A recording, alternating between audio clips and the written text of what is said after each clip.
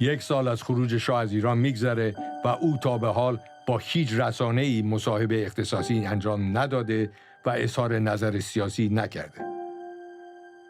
شاه قصد داره تا با قبول انجام یک مصاحبه اختصاصی یک بار برای همیشه روایت خودش رو از تلاش‌ها و برنامه‌هاش برای پیشرفت ایران و وقایع منجر به انقلاب بیان کنه.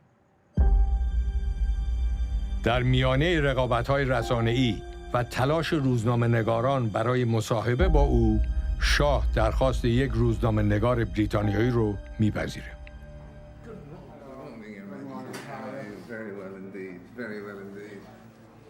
دیوید فراست که تا پیش از این چند بار در ایران با شاه گفتگو کرده بود، حالا برای انجام این مصاحبه به تنها هتل جزیره کنتادورا اومده.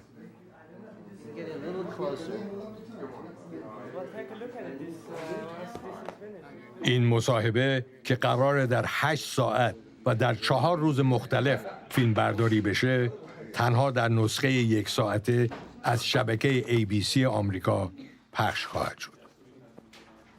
در بخش‌های پخش نشده این مصاحبه، شاه برای اولین بار ناگفته‌هایی رو از ماه‌های پایانی سلطنتش بیان می‌کنه که تا قبل از این در هیچ جا از اونها سخن نگفته بود.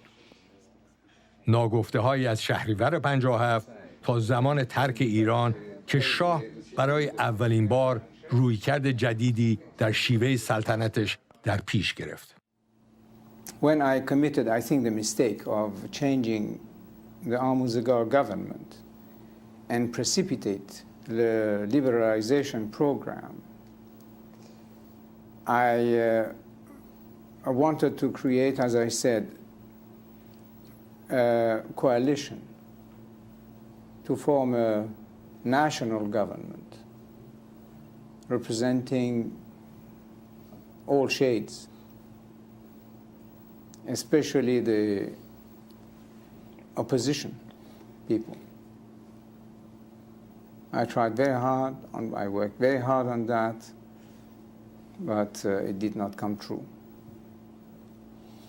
And do you think that Mr. Sharif Imami initially at the beginning did the right things or not?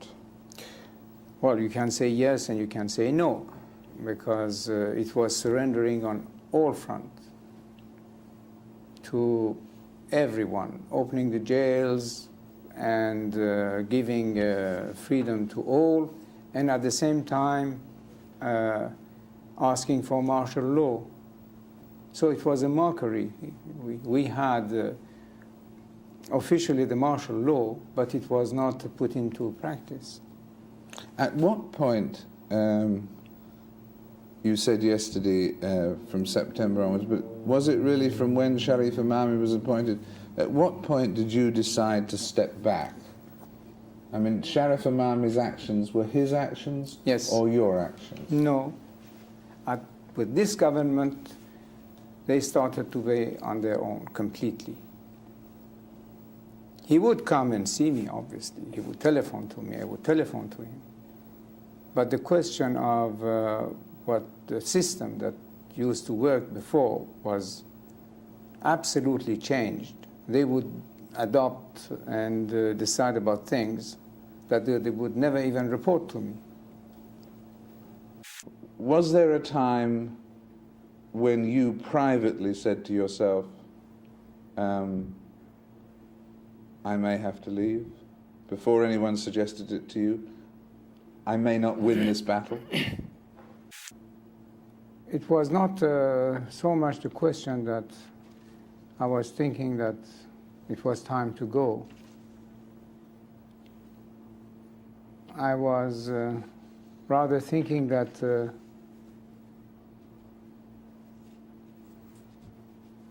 you know, like an end to something. Without thinking of going, you were thinking maybe this is the end of an era. Of something. Of me, of an era, or of something. So the question is that, so all those forces which were liberated, and we should have established this beautiful democracy, Where are they today? As I said, either outside the country or in hiding. 1.5 million people, Iranians, have left the country. Not only the rich people, but the best brains of the country, the best minds of the country, they have all left. Everybody who can leave the country is leaving the country.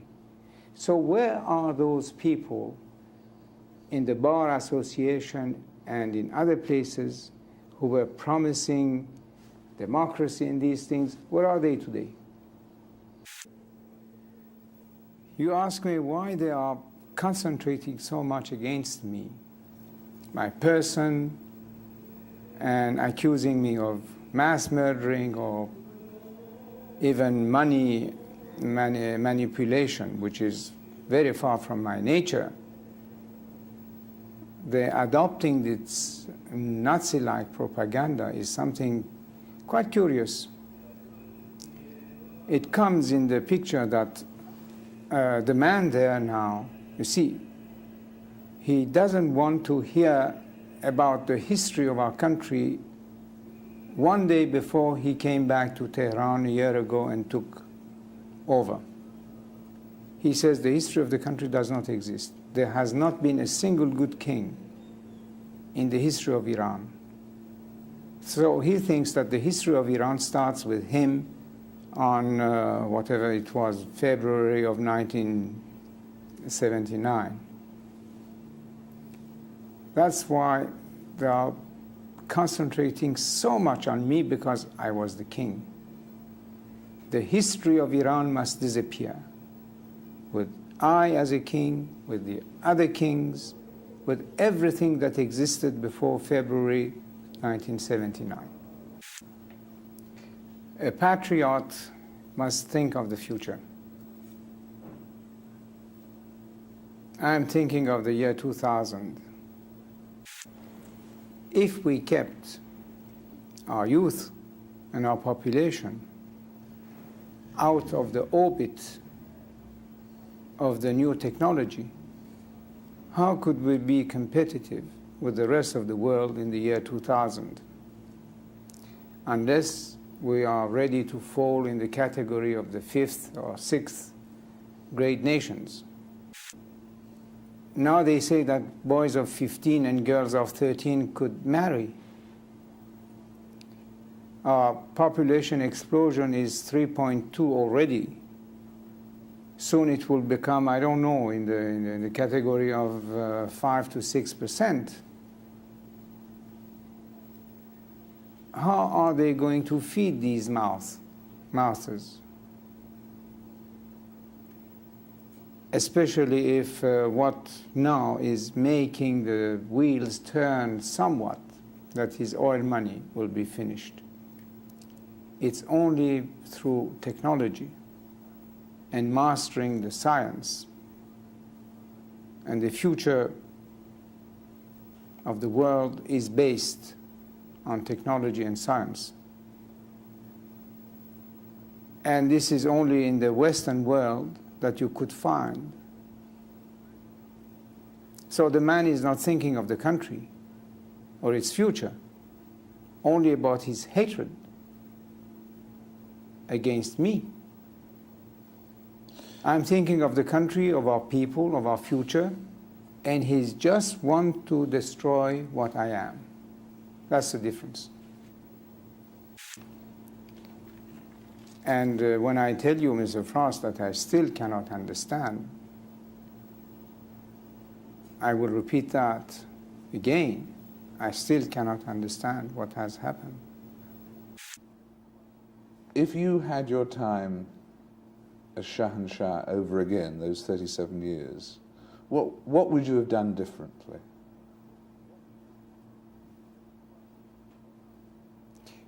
Well, now probably I will say a few things, because something went wrong, obviously. And in addition of either saying the truth or making yourself excuses and all kind of things to defend yourself against the failures, but probably in addition to all the intrigues from within and without, something had gone wrong. And this is what I think about. I have recently published a book in which I elaborate on some of these subjects, but I will tell you now that either we started a little too late the liberalization program, or we started a little too early and too fast. Either we should have started it in 1973 instead of 75 or 6, or at a time of crisis, when we were seeing that things were moving in the direction of complete chaos and anarchy, then to take our time, first to reestablish law, order, and the execution of rule, implementation of rule, and then start to liberalize again. It's one of those two things, but I was following my inner instincts. How do you think future generations of Iranians will view your 37 years? The truth and the reality of history could not be kept always in the shadows. That is impossible. Truth will come out in any case, sooner or later. And at that point, in 50 years' time, how will future Iranians judge you? 50 years, I hope it will be sooner than that. Well, whenever, I was saying, how will your people, after a period, judge you? Well, if they read history, they will see what it was before my father, what it was when I took over, and what it was when I left. Do you feel that your people let you down, or that you let your people down? First of all, when we say the people, we cannot talk about all the people. That's absolutely not true. I can say that the silent majority remained silent. And if I let my people down, it was for the purpose that I tried to explain, that a king cannot be a dictator and that a throne could not be based on blood. This is my only explanation for what it is worth. Did your people let you down, do you think? Well, the majority remained silent.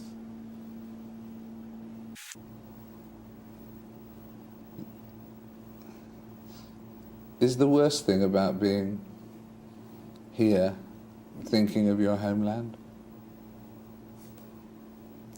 Well, here or anywhere outside my country is the same. The question is that you cannot stop thinking about your own country. What do you miss most about it?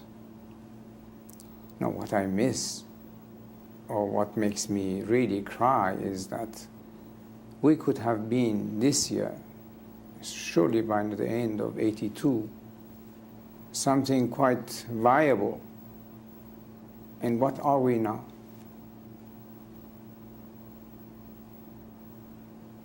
What has it served? The religion? Democracy?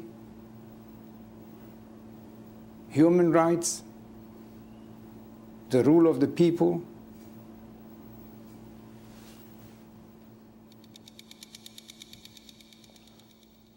I think that's a very eloquent برای شاه این گفتگو فرصتی ارزشمند تا با دفاع از کارنامه و عملکردش در مقام پادشاه ضمن قبول بعضی اشتباهات، تلاش‌ها و برنامه‌های خودش برای پیشرفت ایران رو به همه یادآوری کنه. And thank you very much. Thank you very much.